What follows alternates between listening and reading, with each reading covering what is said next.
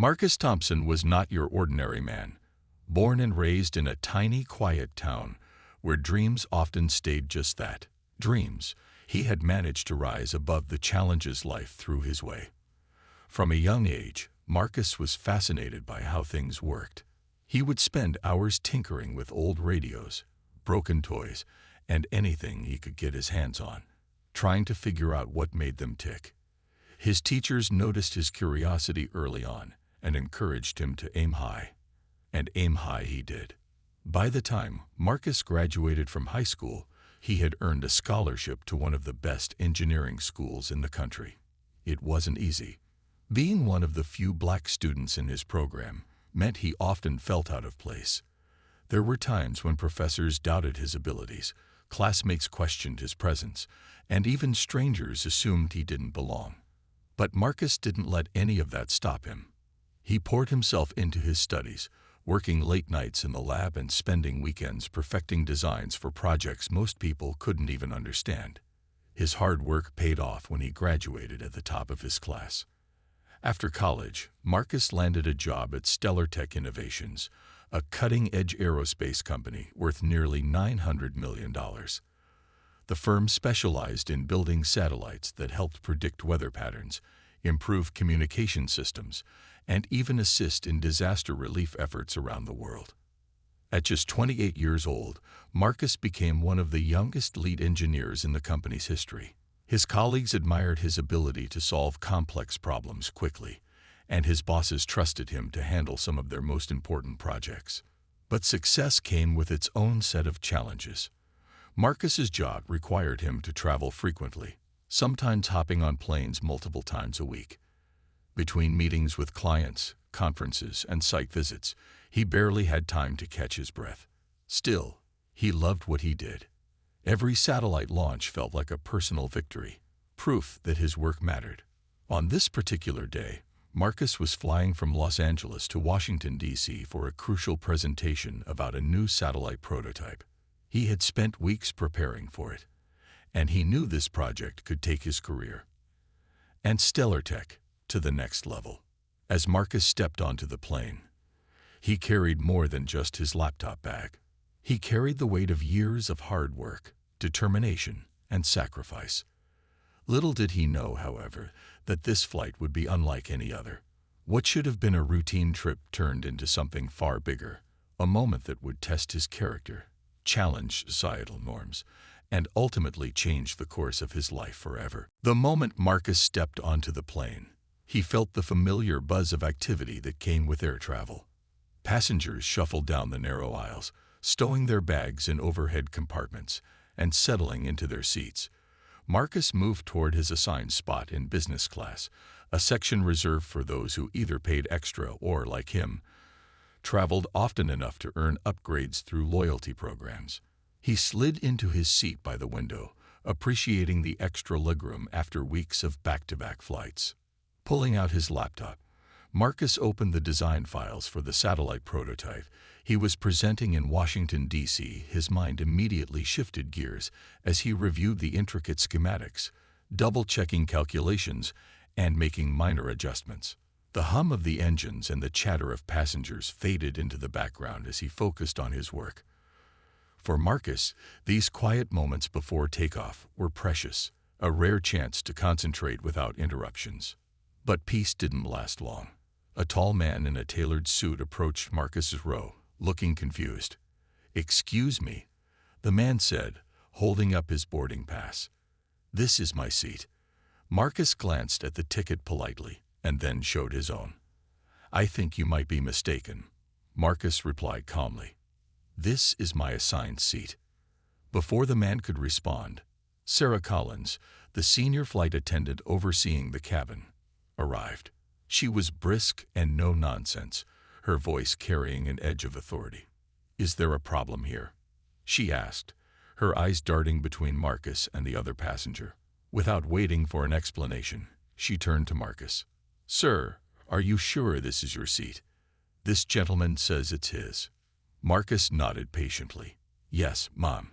Here's my boarding pass," he said, showing her the digital ticket on his phone.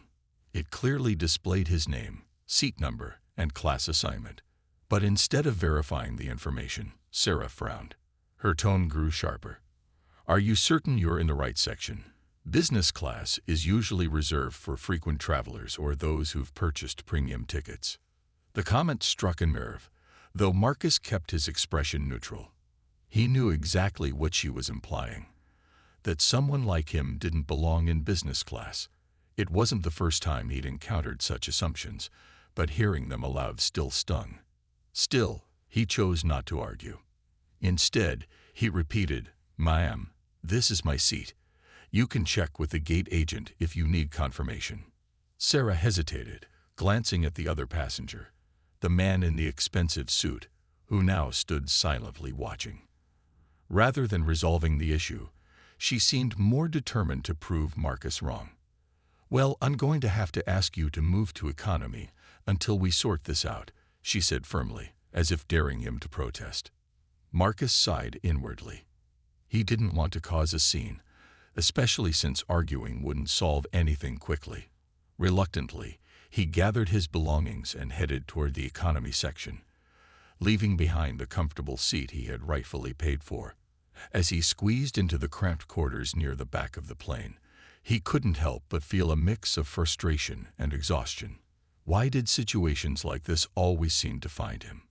What Marcus didn't realize yet was that this incident was about to spiral far beyond a simple seating mix-up. Unbeknownst to him, the actions of one dismissive flight attendant were about to spark a chain reaction that would ripple across social media, corporate boardrooms, and even national headlines. What should have been a routine disruption was about to become something much bigger, a defining moment in Marcus's life. As Marcus settled into the cramped economy seat, he could feel the weight of Sarah's words lingering in the air. The narrow space felt suffocating compared to the spacious business class section he'd been forced to leave behind. Passengers around him continued with their usual pre-flight routines, adjusting headphones, flipping through magazines, or scrolling on their phones, but Marcus couldn't shake off what had just happened. He replayed the scene in his mind, trying to make sense of it. Back in the business class cabin, Sarah hadn't stopped there. After Marcus moved, she approached the man in the suit and gestured toward the now vacant seat. "You can take this one," she said loudly enough for nearby passengers to hear. "I'm so sorry about the confusion." Her tone was apologetic, almost overly sweet, as if she were making amends for a minor inconvenience. But her next words cut deeper than she likely intended. Turning slightly, she added under her breath, but loud enough for others to overhear, "Some people just don't know their place."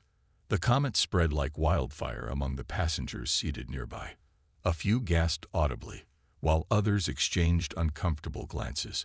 One woman leaned over to her companion and whispered, "Did she really just say that?" The tension in the air was palpable. For Marcus, who had already endured similar remarks throughout his life, it wasn't surprising. But that didn't make it hurt any less. These moments always carried a sting, a reminder of how some people saw him not as an accomplished engineer or valued customer, but as someone they assumed didn't belong.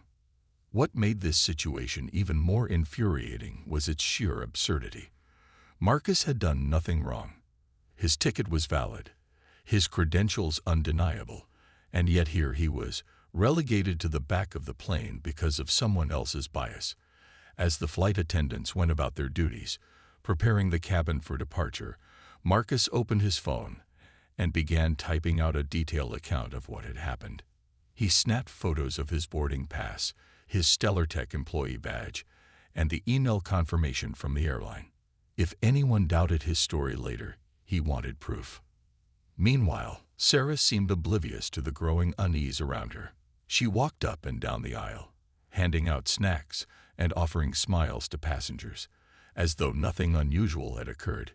To her, perhaps it was just another day at work, a minor hiccup easily resolved by moving one problematic passenger out of sight. But for those who had witnessed the exchange, the incident left a bitter taste. Some passengers discreetly pulled out their own phones, snapping pictures of Marcus when they thought he wasn't looking. Others whispered about whether they should speak up or intervene. No one did.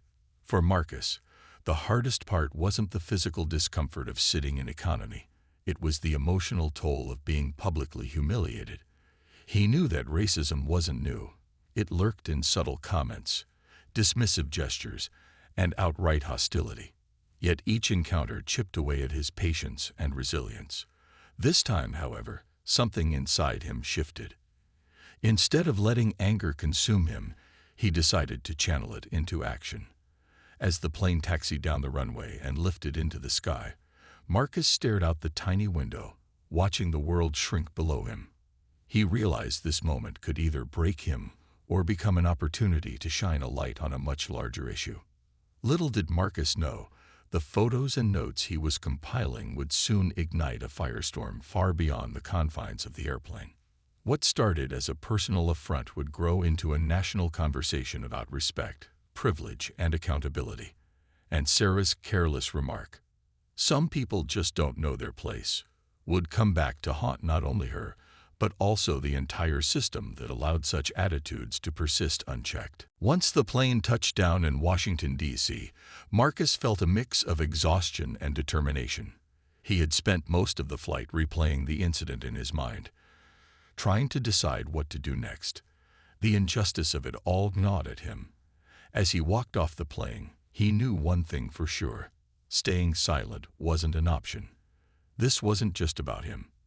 It was about every person who had ever been treated as though they didn't belong because of the color of their skin or someone else's assumptions.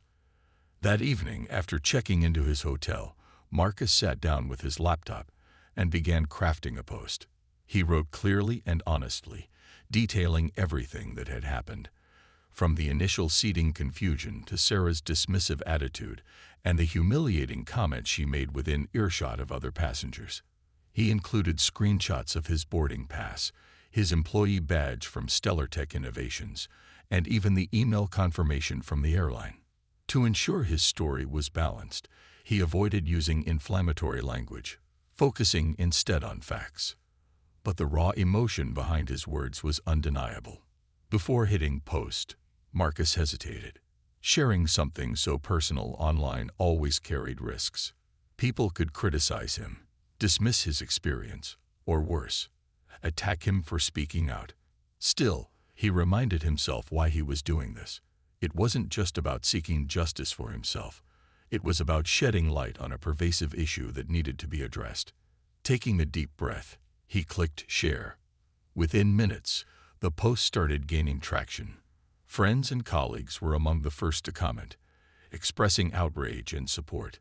"This is unacceptable," one coworker wrote. "You deserve better." Others shared the post, spreading it to their networks. By morning, the story had gone viral. Thousands of people weighed in, many sharing their own experiences of discrimination while traveling. Hashtags like #RespectBlackProfessionals and #JusticeForMarcus began trending on social media platforms, drawing attention from journalists, activists, and influencers alike. News outlets quickly picked up the story, amplifying Marcus's voice. Headlines blared across major websites. Flight attendant accuses black engineer of lying about seat assignment. $900 million aerospace firm employee faces racial bias midair. And why was this professional treated like he didn't belong? Reporters reached out to Marcus for interviews, but he declined at first, wanting time to process everything before stepping into the spotlight. The backlash against the airline, and Sarah, was swift and intense. Social media users flooded the airline's official accounts with complaints, demanding answers and accountability. Memes mocking Sarah's behavior popped up everywhere, turning her condescending remark into a rallying cry for change. Even late-night comedians joked about the situation, further fueling public outrage. Meanwhile, Tech Innovations, Marcus's employer, issued a statement condemning the treatment he received. "We are deeply disappointed by the actions of Skyline Airlines and their staff," the company said. "What happened to our valued employee is unacceptable and goes against everything we stand for as an organization committed to diversity, equity, and inclusion." The statement sent shockwaves through the aviation industry especially since StellarTech had long-standing contracts with Skyline Airlines worth millions of dollars annually. As the hours passed, Marcus watched the firestorm unfold from his hotel room. Notifications poured in nonstop. Messages of solidarity, interview requests, and updates about how his story was resonating worldwide. For the first time, he allowed himself to feel a glimmer of hope. What had started as a degrading encounter on a plane had transformed into something much bigger, a movement sparked by one man's courage to speak up. And though Marcus knew the road ahead wouldn't be easy, he also knew he wasn't alone anymore. The fallout from Marcus's viral post was swift and far-reaching, sending shockwaves through both the airline industry and corporate America. Skyline Airlines found itself at the center of a public relations nightmare. Calls for boycotts flooded social media, with passengers vowing to take their business elsewhere. Major companies began reviewing their partnerships with the airline, fearing association with a brand now synonymous with racial bias. For StellarTech Innovations, the decision was clear. They couldn't stand idly by while one of their own employees faced such blatant discrimination. In a bold move, StellarTech announced they were severing all ties with Skyline Airlines until meaningful reforms were implemented. "We believe in creating environments where everyone feels respected and valued," the company's CEO stated during a press conference. "Until we see concrete evidence that Skyline is committed to addressing systemic issues within their organization, we cannot continue our partnership." The announcement sent ripples through the business world. Other tech firms followed suit, either suspending contracts or threatening to do so unless changes were made. Skyline's stock plummeted, and executives scrambled to contain the damage. For Sarah Collins, the flight attendant at the heart of the controversy, the consequences were equally severe. Within hours of the story going viral, her name and face were plastered across news outlets and social media platforms. Outraged travelers demanded her termination, while others defended her, claiming she was simply doing her job under pressure. Regardless of intent, the optics were damning. Skyline suspended her without pay, citing the need for a thorough investigation into her conduct. Behind closed doors, insiders whispered that Sarah might never return to work for the airline again. As the drama unfolded, Marcus became a reluctant symbol of resilience. Reporters camped outside his hotel in Washington, D.C., hoping to get an exclusive interview. Friends and strangers alike reached out, offering words of encouragement and sharing how his story resonated with them. One message stood out. A young engineering student wrote, "Seeing you stand up gives me hope that I can pursue my dreams too, even when people doubt me." Reading those words reminded Marcus why speaking out mattered. Despite the overwhelming support, not everyone rallied behind him. Trolls emerged from the shadows of the internet, accusing Marcus of exaggerating the incident or seeking attention. Some critics argued that he should have let it go, dismissing the event as a simple misunderstanding rather than an act of discrimination. These comments stung, but Marcus refused to let negativity derail him. Instead, he focused on the bigger picture, the opportunity to spark real change. Skyline Airlines issued a formal apology, though many dismissed it as too little, too late. "We regret the distress caused to Mr. Thompson and assure our customers that we are taking steps to prevent similar incidents in the future," the statement read. They promised mandatory diversity training for all employees and pledged to review their policies regarding passenger disputes. While some viewed these measures as positive steps, others remained skeptical, questioning whether the airline's actions were genuine or merely a PR strategy to save face. Amidst the chaos, Marcus returned home, exhausted but determined. The incident had taken a toll on him emotionally, but it also clarified his purpose. He realized that this moment wasn't just about holding one airline accountable, it was about challenging societal norms and pushing for systemic change. As he unpacked his suitcase and settled back into his routine, Marcus knew the fight was far from over. But for the first time, he felt empowered, surrounded by a growing community of allies who believed in justice and equality. Together, They were ready to turn anger into action and pain into progress. After the whirlwind of media attention and public outcry began to settle, Marcus decided it was time to step away from the chaos.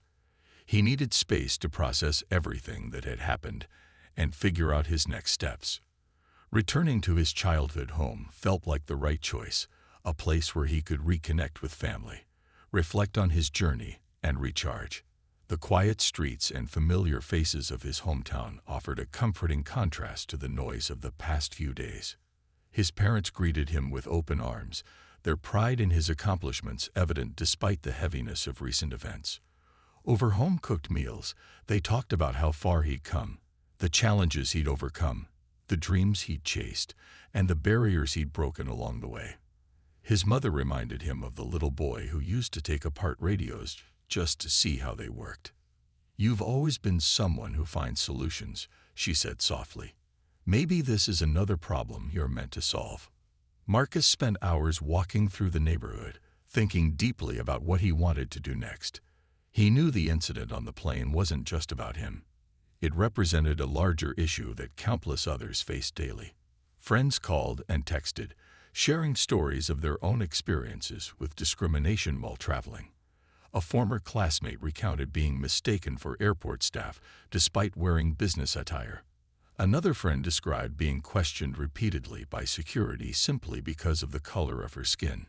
Each story reinforced Marcus's belief that something had to change.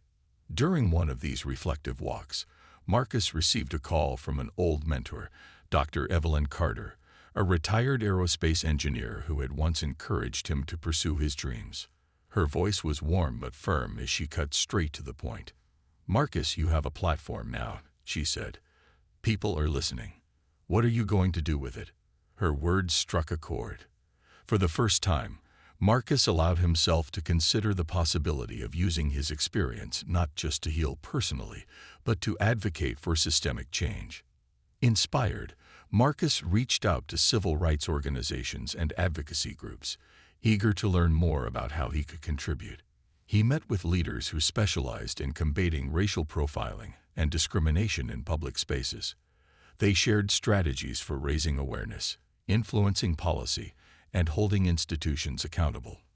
One group suggested launching a campaign specifically targeting biases in air travel, pointing out that airlines often lacked clear protocols for handling disputes fairly.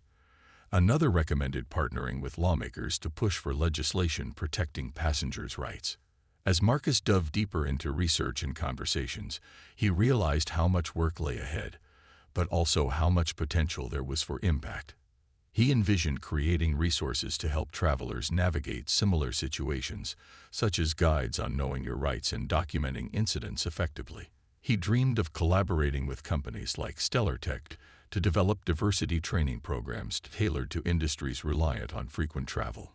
Most importantly, he wanted to ensure no one else would feel the sting of humiliation simply for existing in a space where they rightfully belonged. By the end of his visit, Marcus felt renewed. Surrounded by loved ones and fueled by a sense of purpose, he made a decision. He wouldn't let this moment define him solely as a victim. Instead, he would channel his pain into action, turning a personal injustice into a catalyst for progress.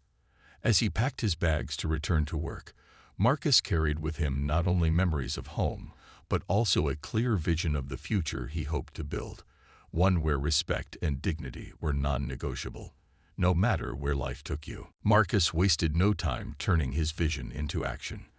Armed with a newfound sense of purpose, he partnered with civil rights organizations to launch a campaign aimed at addressing discrimination in air travel.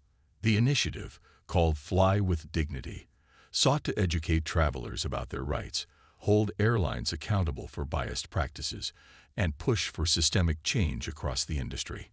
Marcus became the face of the movement, sharing his story not just as an example of injustice, but as a call to action.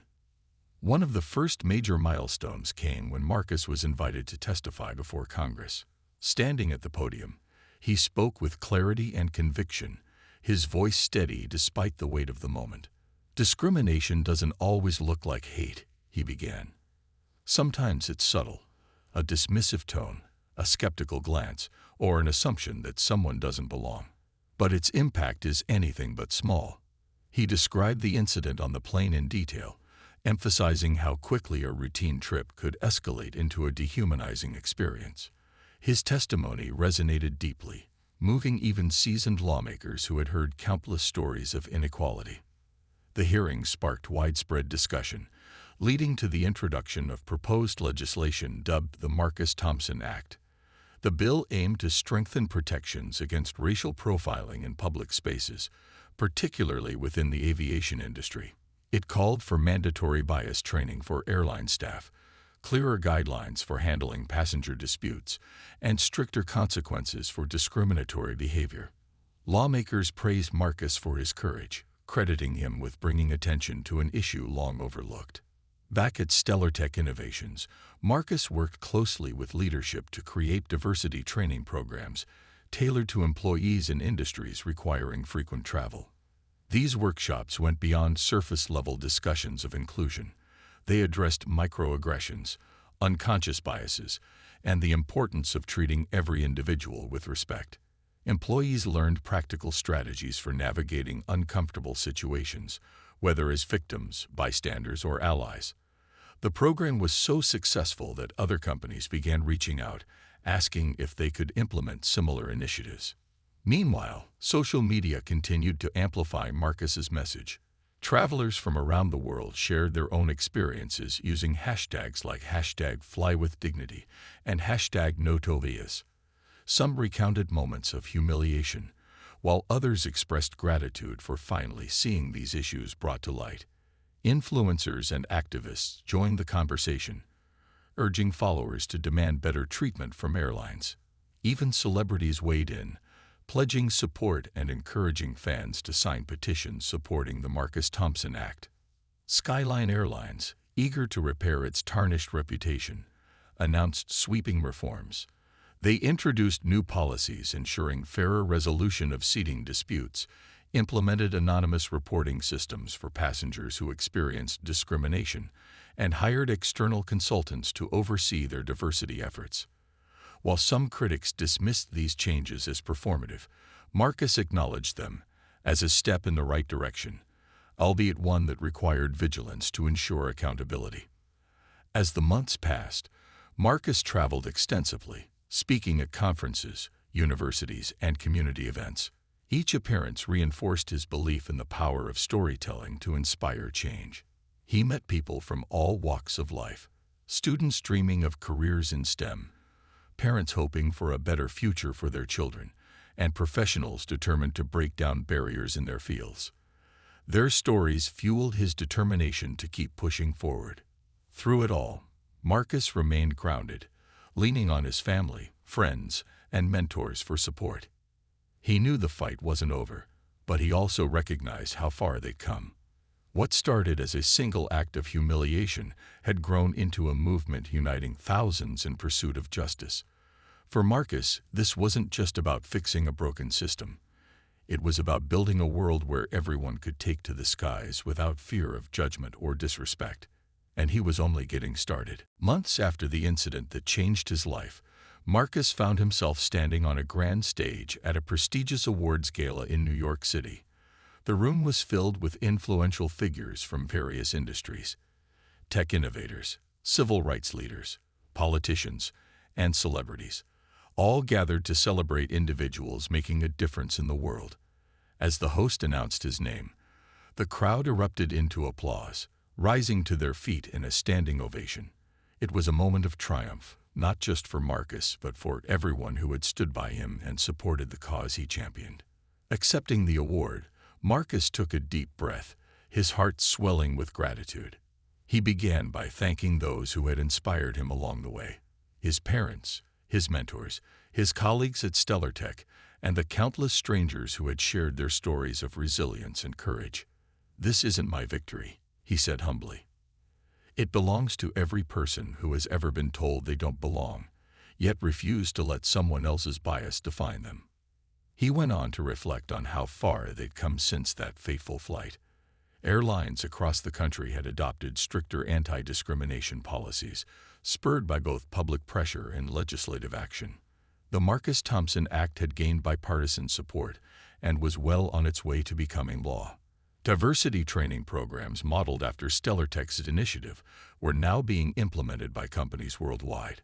Most importantly, conversations about racial profiling and bias in public spaces had shifted from whispers behind closed doors to open dialogues in boardrooms, classrooms, and living rooms. Skyline Airlines, eager to prove it had changed, issued a formal apology directly to Marcus during a private meeting. They invited him to consult on their ongoing reform efforts, ensuring that passenger experiences would be handled with fairness and respect moving forward.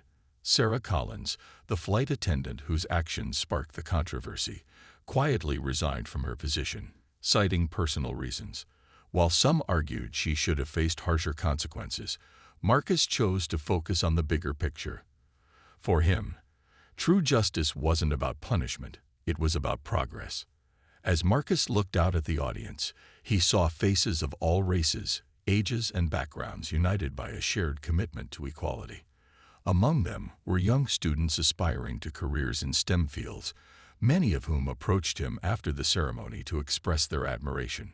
One teenager shyly handed him a note that read, "Because of you, I know I can dream big too." In that moment, Marcus realized the ripple effect of his advocacy extended far beyond policy changes. It was planting seeds of hope in the next generation. Despite the accolades, Marcus remained grounded. He knew there was still work to be done. Discrimination wouldn't disappear overnight, and vigilance would always be necessary to protect hard-won progress. But for the first time in a long while, he felt optimistic. The movement he helped ignite had proven that collective voices could challenge even the most entrenched systems and win. Back home, Marcus returned to his work at Stellartech, more motivated than ever. His team was developing groundbreaking satellite technology designed to improve global connectivity, bringing people closer together through innovation. To Marcus, it felt poetic, using science and engineering to bridge divides, much like he had used his story to unite communities around a common goal. In quieter moments, Marcus thought about the journey that brought him here, the struggles, the victories, and everything in between. What started as a humiliating encounter on an airplane had transformed into a defining chapter of his life, one that reminded him of humanity's capacity for growth and redemption. And though challenges lay ahead, Marcus walked forward with confidence, knowing he had already made the skies and the world a little brighter for generations to come.